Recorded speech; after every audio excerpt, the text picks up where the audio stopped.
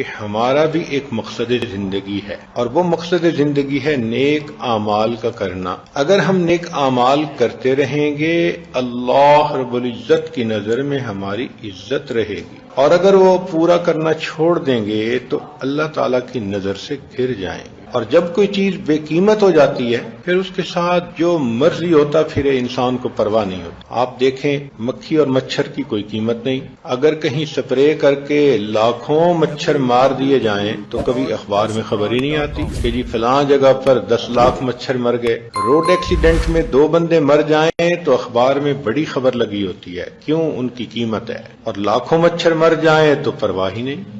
جب انسان بھی مقصد زندگی کو پورا کرنا چھوڑ دیتا ہے یہ اللہ کی نظر میں مکھی اور مچھر کے برابر ہو جاتا ہے۔ پھر اس کو لوگ ذلیل کریں تو اللہ کو پرواہ نہیں، پھر اس کو تکلیف پہنچائیں پرواہ نہیں۔ بھائی جب ہم مقصد زندگی کو پورا نہیں کریں گے تو اللہ تعالیٰ کی نظر میں بے قیمت بن جائیں گے۔ اب سوچنے کی بات تو یہ ہے کہ ہم کتنا مقصد کو پورا کر رہے ہیں اور ہماری کیا قیمت ہے اللہ تعالیٰ کی نظر میں۔ تو مقصد زندگی کھانا پینا نہیں، کھانا پینا تو ضرورت ہے، اور یہ ذہن میں رکھیں کہ جب ضرورت مقصد سے ٹکرائے تو ضرورت کو چھوڑتے ہیں، مقصد کو نہیں چھوڑا کرتے۔